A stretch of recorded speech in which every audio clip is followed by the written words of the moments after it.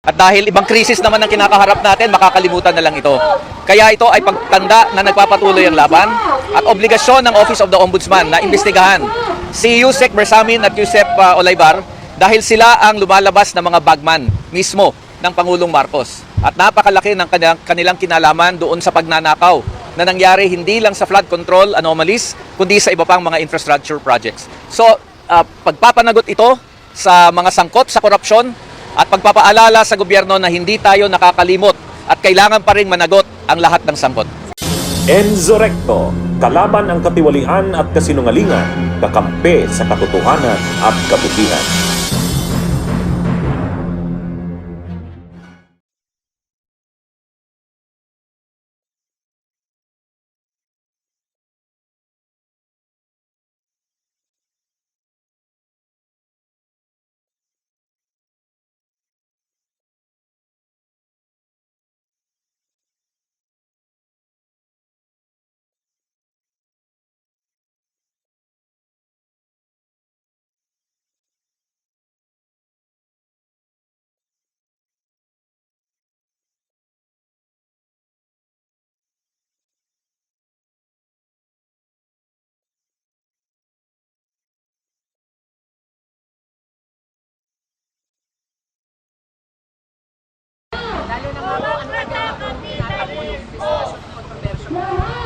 Napakahalaga nitong pagfa-file ng reklamo dahil bukas, ang sabi nila magtatapos na ang trabaho ng Independent Commission on Infrastructure na wala man lang matataas na opisyal na napanagot, walang nakulong, merong mga kaso pero ilan lamang at saka yung mga maliliit na isda lamang. So hindi pwedeng gano'n na lamang ang nangyari sa mga investigasyon na yan, hindi pwedeng magkalimutan na lang at dahil Holy Week na hindi na natin papansinin. At dahil ibang krisis naman ang kinakaharap natin, makakalimutan na lang ito.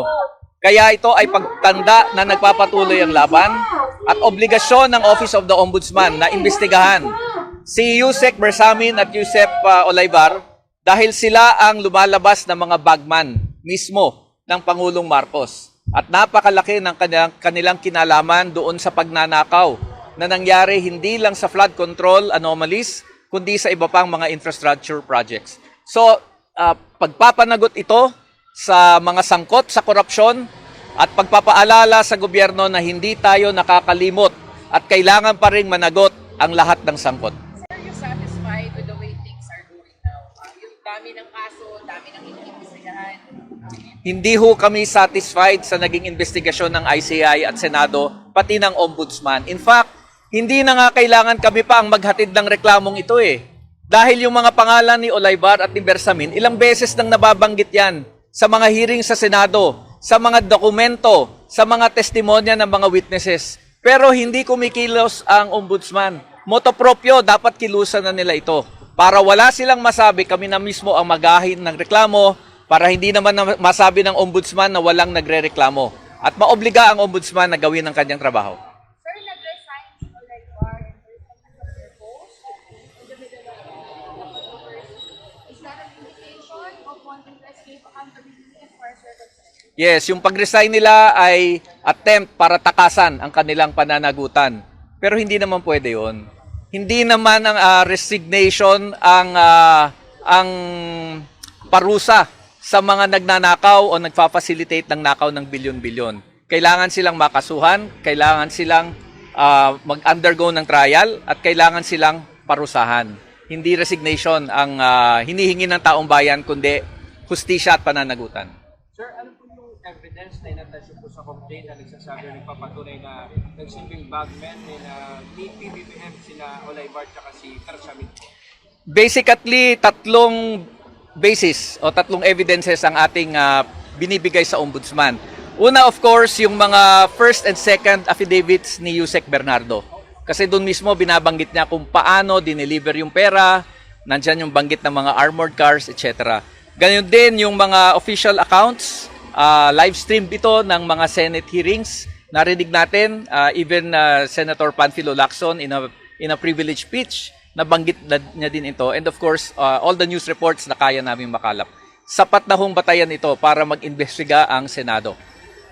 Para mag-imbestiga ang Ombudsman. Gaano po kayo katiwala na accident po ito ng Office of the Ombudsman sa pamumuno ni Ombudsman?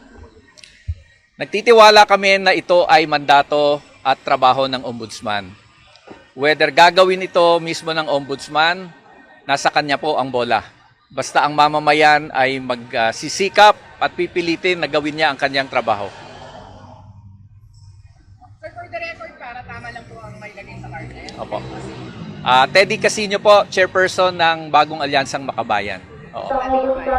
Ang gusto natin ay imbestigahan ang posibleng paglabag sa mga anti-corruption law sa Pilipinas, paglabag ni na Undersecretary Adrian Carlos Bersamin, Traige Olaivar, no, mga malalapit na opisyal sa palasyo, dahil ito ay bahagi ng pagpapanagot natin sa lahat ng mga sangkot. Sila ay sinasabing nakatanggap or tumanggap on behalf of the Malacanang Palace. Kaya gusto natin sila ang unang imbestigahan. Dahil sa investigasyon ng ICI, walang nangyari. So ang gusto natin ng Ombudsman, aksyonan nito. Siyempre may posibleng paglabag sa Code of Ethics ng Public Officials at posible ring paglabag sa Anti-Graft and Corrupt Practices or Republic Act 3019 for directly and indirectly requesting and receiving shares, percentage, and benefit for themselves and for the President in connection to the 2024 and 2025 national budgets. At syempre, yung posibleng grave misconduct and conduct prejudicial to the best interest of the service as defined in several laws and jurisprudence. So essentially, gusto nating imbestigahan yung posibleng korupsyon dito sa flood control, yung posibleng pagtanggap ng malalapit na opisyal ng gobyerno sa Malacanang ng maaring porsyento nila o bahagi doon sa flood control kickbacks na batay sa affidavit ni Congressman Saldico, Department of Public Works and Highways Operations Undersecretary Roberto Bernardo. So mga publicly available documents ang ating kino-quote sa reklamo na ito. At kasama natin, ako po si Professor David San Juan mula sa Kilusang Bayan kontra Coracoc o KBKK, former ACT Teachers Party Representative Francisca Franz Castro, chairperson naman ng Bagong Alyansa Makabayan, Teddy Casino, co-convener ng Movement Against Tyranny, Teddy Casino, Bonifacio Ilagan, Vice President ng Bunyog Pagkakaisa Party, Maria Belinda Cevalla, Chairperson ng Green Party of the Philippines, David De Angelo, member ng Seniors Contra Coracoc, Gaudelia Tiongson, at member din ng Seniors Contra Coracoc, Servando Peralta.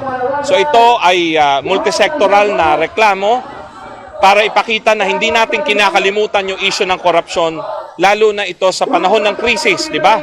Krisis ngayon, gusto natin may ayuda, tulong ang mga kababayan natin. Kulang ang pondo ng gobyerno kasi nauubos sa korupsyon. Kaya kahit na may krisis, tuloy ang paglaban natin sa korupsyon.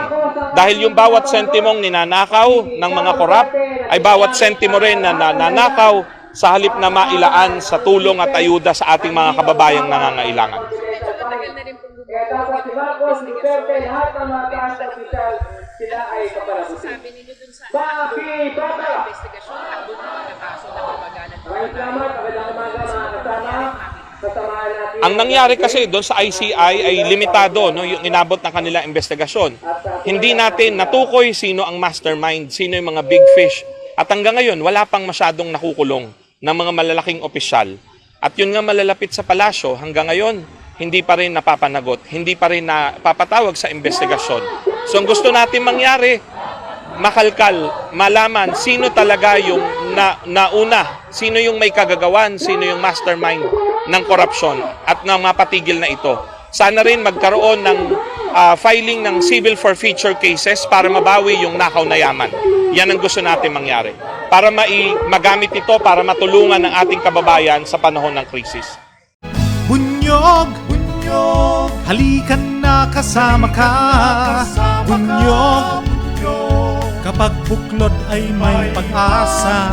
Luzon, Visayas, Mindanao, isa ang pananaw. Sa bagong Pilipinas ang bunyog isisigaw.